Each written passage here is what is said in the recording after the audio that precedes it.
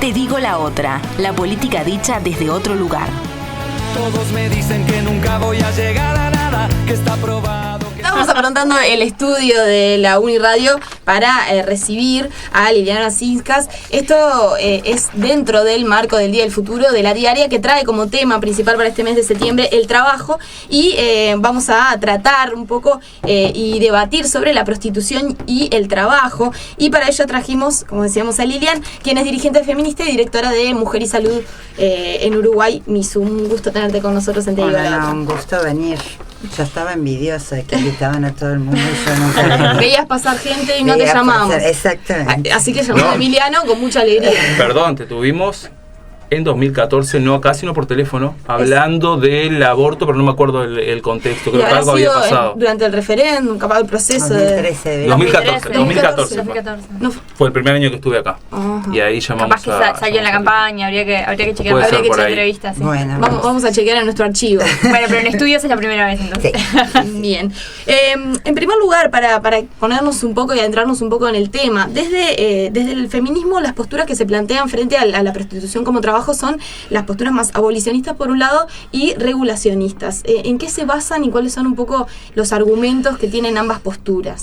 Bueno, hay más matices, ¿no? Hay mucho más matices, pero digamos que en esto hay un planteo histórico del feminismo que es justamente el cuerpo y la sexualidad de las mujeres al servicio de la sexualidad masculina. Y esto es un poco lo que uno también tiene que entender como el sustrato desde el cual partir esta discusión, y justamente es esto, el suponer que tiene que haber un servicio que dan las mujeres porque la satisfacción sexual de los hombres es inminente e incontrolable, ¿no? En un esquema de sociedad patriarcal donde las relaciones de poder son de inequidad y donde además hay una concepción que las mujeres somos sujetos de tutela o de dominación o de subordinación. Bueno, esa forma de ejercicio de la sexualidad ha estado siempre como uno de los cuestionamientos y pilares constitutivos del sistema de dominación patriarcal. En ese tiempo, yo te digo que este debate acá en Uruguay lleva varios años, muchísimos, desde que existía una organización de mujeres trabajadoras que se llamaba MEPU, donde efectivamente, para mí, te digo mi propia posición, yo cuando empecé con el feminismo realmente entendía que la prostitución era una de las formas y expresiones más intolerables del patriarcado, y que por lo tanto cualquier mujer sometida, ¿no?, a la prostitución era un sujeto de explotación sexual y de control. Los años me enseñaron, y el trabajo y la conversación con muchas mujeres trabajadoras sexuales, es que también había una cuestión moral desde nuestra cuestión feminista, en el sentido de sobreponer en la sexualidad un peso de la explotación que no se lo poníamos a otras formas de explotación del cuerpo, ¿no? La esclavitud, la dominación, la explotación en el trabajo, en la educación, en tu casa, son formas de explotación sobre el cuerpo. ¿Por qué solo vemos en la sexualidad esa dimensión intolerable? Y esto me lo enseñaron las trabajadoras sexuales diciéndolo de una manera muy clarita, sencilla y fácil de entender. ¿Por qué si a mí me contratan los genitales es una dimensión de explotación insoportable, pero si a vos te contratan tu forma de pensar o tus convicciones, eso es loable y promovible en la sociedad? Sí, el cerebro o las manos o las piernas, lo que uses en el trabajo. O lo que sea, ¿no? O sea, si esto después uno lo cruza con, ¿no?, las cosas marxistas, ¿no? O sea, toda forma de explotación es una forma deleznable de relacionamiento humano. Y entonces, por lo tanto, aprendí que la explotación sexual es tan terrible como cualquier otra forma de explotación.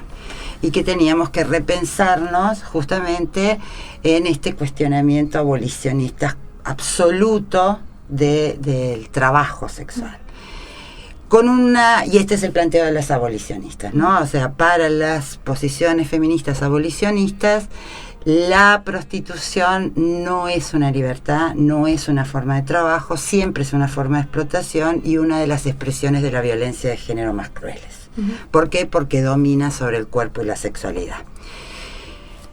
En esta tensión surge algo que es el sujeto que está en cuestión, que es las trabajadoras sexuales, las mujeres que ejercen la prostitución. Y muchas de ellas te dicen que es inaceptable la prostitución cuando es un destino impuesto, pero que también se tienen que entender como una libertad de decisión, una forma del cuerpo, y lo que hay que exigir son condiciones de trabajo, de respeto, de dignidad, porque es un trabajo. Y que además muchas de ellas nunca pueden decir abiertamente: yo ejerzo la prostitución o hago trabajo sexual porque me gusta, porque hay una condena, no solo por ejercerlo, sino porque además decir que te gusta hacerlo. Y este es un límite de tensión entre las feministas. Hay feministas que dicen, sí, obviamente tenemos que reconocer al sujeto, pero no le creo que elija este trabajo, sino que siempre es una víctima.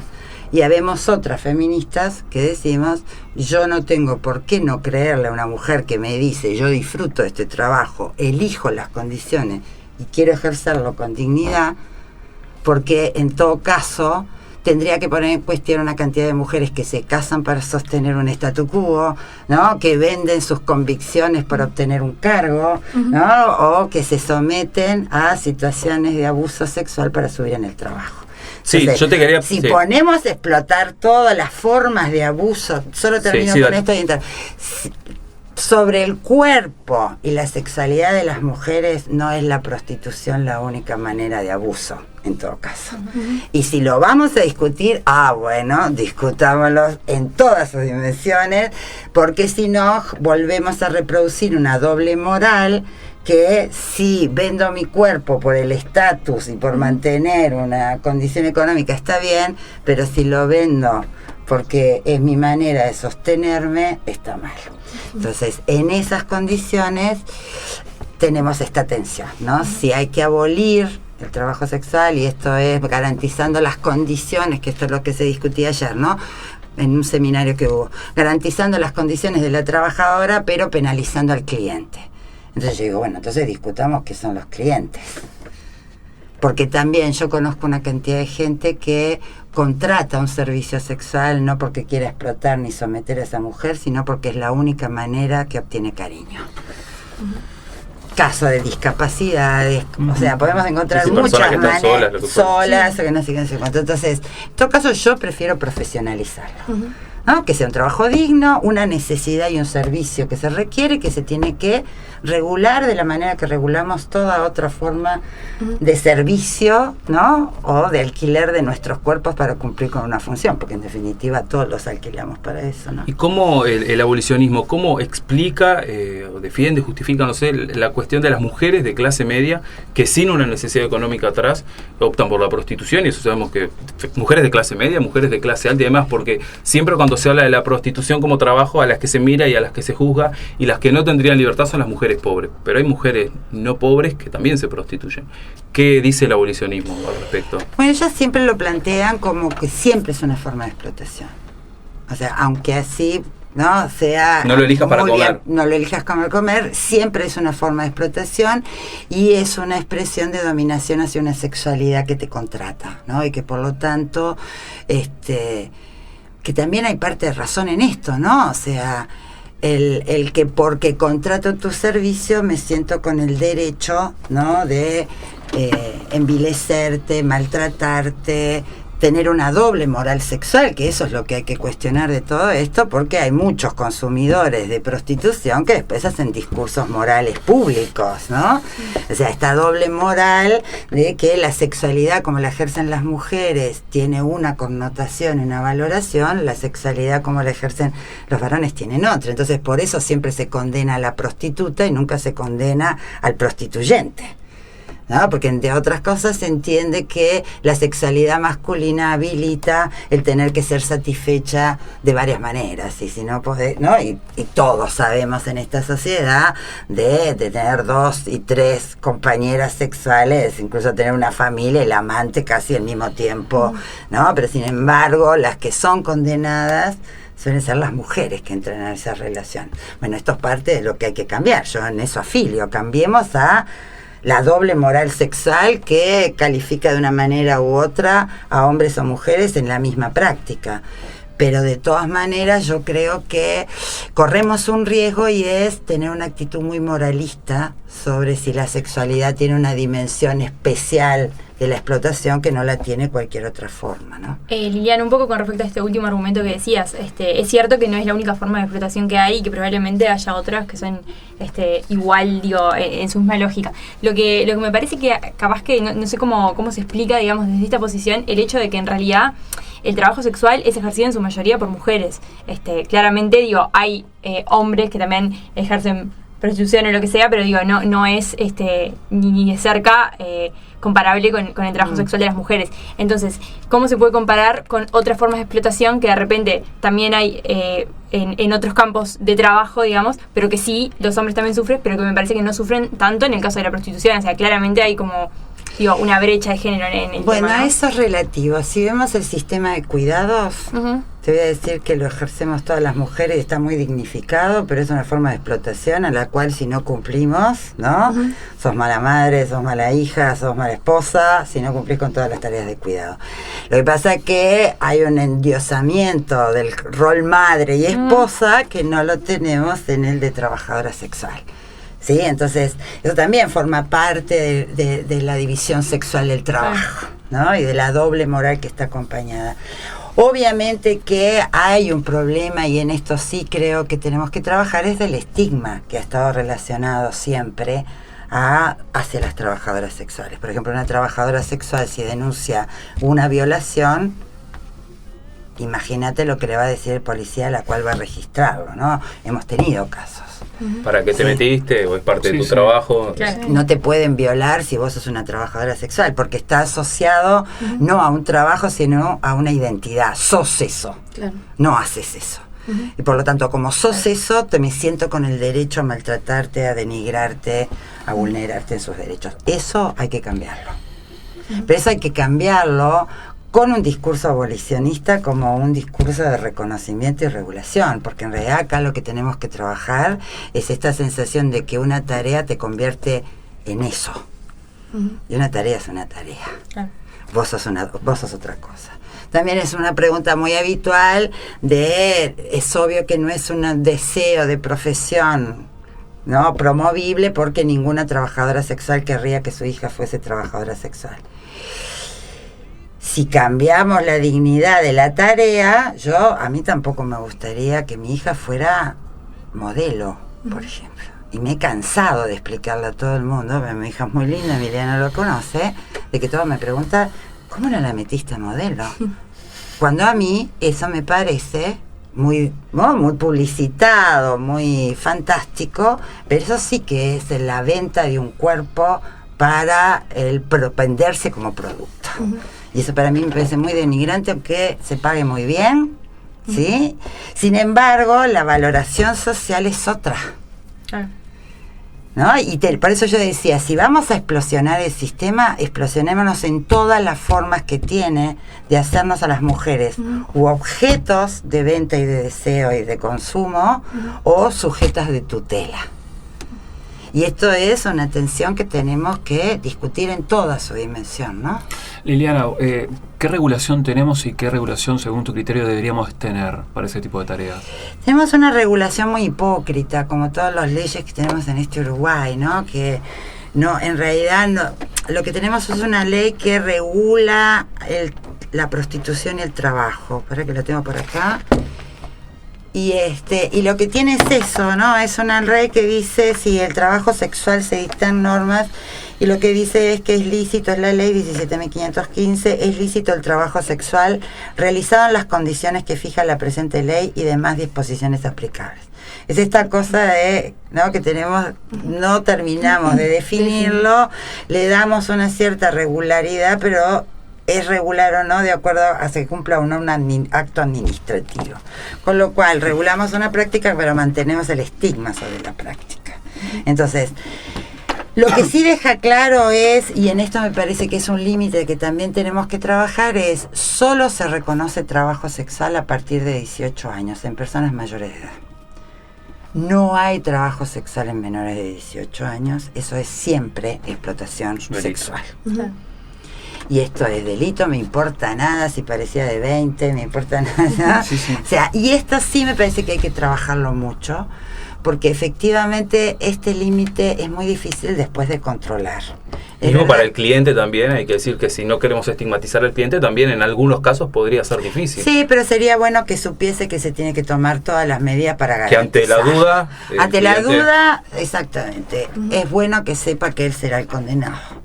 Y esto me parece que tenemos que ser mucho más estrictos, ¿no? En este discurso, porque efectivamente la explotación sexual infantil y de adolescentes es un delito y lo tenemos que considerar así, porque además del abuso posible entre género, hay un abuso, ¿no?, generacional, ¿no? Y un adulto es responsable. Yo me siento responsable no solo de mis hijos, yo me siento responsable como sociedad de todos los niños, niñas y adolescentes que están en este país, y creo que uno tiene que acompañar a su mejor evolución y desarrollo y no abusar de ninguna condición de adulto. Y esto me parece que son dos discursos separados. El problema es que hay estudios que demuestran que donde se concentran lugares de trabajo sexual, que suelen ser donde se concentran lugares donde abundan hombres, ¿no? Por ejemplo, la construcción, Una estancia. Las rutas, los camioneros, las fábricas y no sé qué. En esos lugares donde se concentra trabajo sexual es también donde hay mayor situación de explotación sexual juvenil o de niños, niñas y adolescentes. Esto es un problema. Y esto hay que realmente trabajarlo con una condición que no es sanción, porque después no tenemos capacidad de controlar sanción. Y entonces hacemos un discurso del deber ser que después no protege a niños, niñas y adolescentes de esa situación de explotación. Y porque además muchas veces esta situación de explotación se da por la miseria, pero además porque lo primero que los ponen, ¿no?, al servicio sexual son las propias familias. Y los que abusan de esa situación son entornos conocidos de esas familias. O sea, hay un mundo adulto.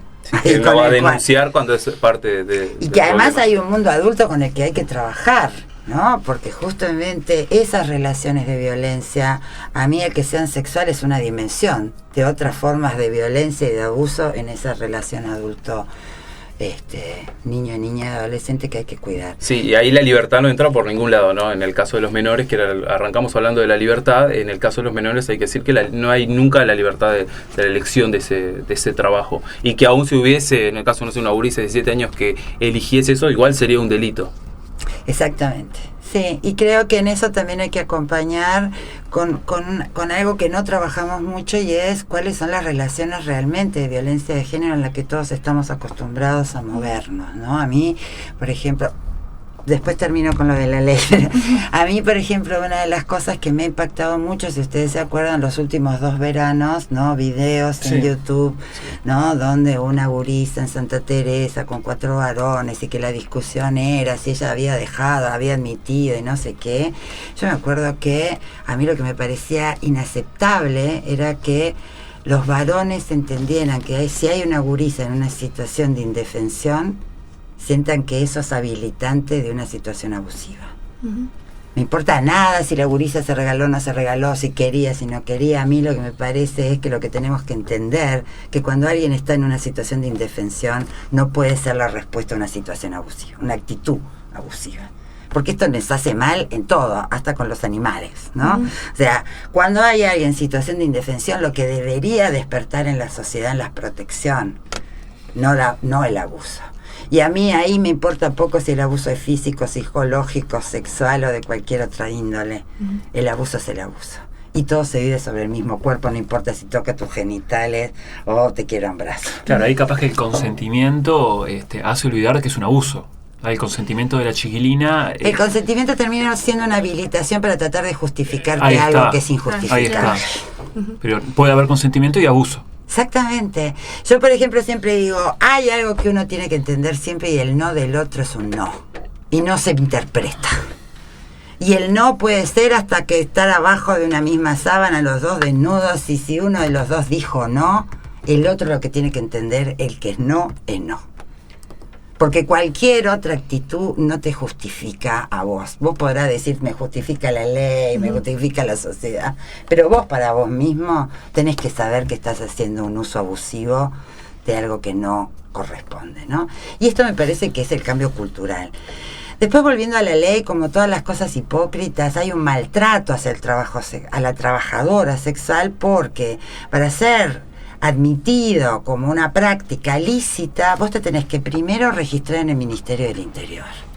¿Qué otro trabajador se registra en el Un ambiente muy amigable, aparte. Claro. Sí, sí. Pero además, si vos vivís en Montevideo y te vas a mudar a Artigas y vas a hacer ejercicio de trabajo sexual en Artigas, lo primero que tenés que hacer cuando llegas a Artigas es ir a registrarte a la comisaría del pueblo. Una exposición. No solo es una exposición, sino lo que habilita, lo que te cuenta cualquier trabajadora sexual, que lo primero que hacen es cobrar coima en efectivo o en especie. Claro. Sí.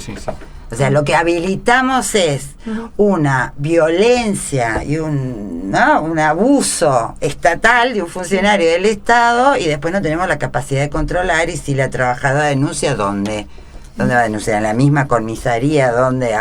Bueno, estas prácticas abusivas no siempre son... O sea, están habilitadas. ¿Entendés? ¿Por qué? Porque son trabajadoras sexuales y no se nos merecen el menor respeto como sociedad. Y acá hemos tenido intentos de corregir a las trabajadoras sexuales sacándolas del vicio, y entonces en lugar de ganar 500 pesos en 40 minutos, tenían que trabajar 8 horas en condición de explotación en una fábrica de costura. Yo escuché muchas trabajadoras sexuales en esta época decir, mira, para que me explote el trabajador para el cual le produzco prendas y por 8 horas me paga chirola, yo prefiero poner las condiciones con el cliente y yo pongo el precio. ¿Entendés? Y esto nos parece inaceptable, pero eso también es lo que muchas deciden en otras clases sociales. Nadie se mete, y no he visto nunca un trabajo sobre trabajo sexual analizando los books de los hoteles 5 estrellas. ¿No? Siempre hablamos de trabajo sexual en la pobreza. Nunca hablamos de qué es realmente lo que se mueve en el gran tráfico sexual, que es una industria enorme, ¿no? Una industria enorme donde a mí me parece interesante que hay algunas posiciones. Por ejemplo, Marta Lamas, que es una feminista mexicana, ella plantea, qué casualidad que nos ponemos a cuestionar la posibilidad del trabajo sexual cuando la industria del sexo se desarrolla como una de las industrias más importantes y por la que se maneja mucho dinero. Y que no es solo el trabajo en la esquina sometida a condiciones de enorme pobreza. Son los call girls, son los call centers, el trabajo de la producción porno, que además después todo el mundo consume. Por supuesto, sí. ¿No? Porque, ¿o qué pensamos? Que eso es un mundo idílico que se filmaron en Marte. ¿No? Entonces, por un lado, tenemos esta cosa hipócrita, ¿no? Nos sentimos muy claros y seguros de abolimos, ¿no? La prostitución, porque con eso abolimos la forma más violenta de la violencia de género. No, discutido así, no me lo compro. Sí, una cuestión más, Lilian, porque hay algunas experiencias en otras partes del mundo, en realidad, de los dos tipos, digamos, de legislación o de regulación. Hay algunos países en donde directamente como que se ha ilegalizado el ejercicio de la prostitución, o por lo menos se ha avanzado como en un sentido restrictivo, y hay otros países que en realidad, al contrario, como se regularizó y se trató de dar un marco que fuera lo mejor posible para ejercer el trabajo por parte de las mujeres. Yo que sé, se me ocurre el caso de Holanda, no sé si capaz que son los más paradigmáticos, pero... Sí, yo no conozco mucho, pero es el que menos lo regulado. Lo que tiene regulado es dónde se hace, cómo se hace, las condiciones. Y las condiciones y demás. No sé, ¿cómo evalúan esas experiencias desde el movimiento de género en particular? ¿Cuál es tu opinión? Y si te parece que hay alguna de las experiencias que pueda ser considerada, no sé, mejor para el ejercicio del trabajo por parte de las mujeres. Sí, yo lo que creo es que no hay una sola solución. Ajá. Primero creo que tenemos que entender que hay que actuar con varias cosas al mismo tiempo, que fue el acuerdo que tuvimos el sábado con las abolicionistas, ¿no? Tienen que haber lugares donde las mujeres que quieren salir del trabajo sexual porque lo ejercen bajo dominación y sometimiento tengan condiciones para salir. O sea, se necesitan refugios, se necesitan mecanismos donde efectivamente pueda haber una reinserción, donde efectivamente aquellas que están en situación de explotación, abuso, tengan lugares donde recurrir y realmente haya posibilidades de sacarlas de lugares de extrema violencia y realmente riesgo. O sea, eso hay que hacerlo. También hay que saber que hay que regular toda forma de proxenetismo y de explotación sexual como regulamos cualquier otra forma de trabajo. Hasta hace muy pocos años el servicio doméstico funcionaba como una forma de servidumbre y de explotación. Lo que hemos hecho es regularlo, ¿no? Claro. Y en eso también hacer que las trabajadoras se sientan dignas de derechos y además que todos nos encarguemos de cumplir con las normas, porque si no, te denuncian y sos sancionado. O sea que aquellas que ejercen el trabajo sexual también tienen que poder hacerlo en condiciones de regulación y en condiciones y espacios donde efectivamente haya condiciones básicas, mínimas de higiene, limpieza y seguridad. Y lo otro que también hay que hacer es entender que hay que combatir el sentimiento de que las mujeres somos productos de consumo. No solo para la explotación sexual, para otra forma cualquiera, y para eso hay que entender que el cuerpo de las mujeres es nuestro territorio. En este ámbito como cualquier otro. Yo discutí años sobre aborto y lo que terminamos teniendo es una ley que te sigue tutelando porque no puede resistir el sistema que nosotras decidamos sobre nosotras mismas, sobre nuestro cuerpo y nuestra vida. Entonces, esto se tiene que inscribir en un trabajo más amplio, ¿entendés? No alcanza solo con mirar una ley que regule. Y si vamos a perseguir el tráfico, lo que hay que saber es que te vas a meter en algo donde están involucrados grandes empresarios, jueces, políticos, en el gran tráfico de personas y en el gran lugar de la explotación sexual. Lamentablemente lo que tenemos es la flor y nata del poder en el mundo. Y sobre eso es que circula un negociado donde por eso yo no acepto que solo se empiece por el lado más fino. Si vamos a meternos en estos temas, muy bien, señores, arremanguemos, ¿no? Porque cuando acá se abra la caja de Pandora, muchos le caen prendas, ¿eh?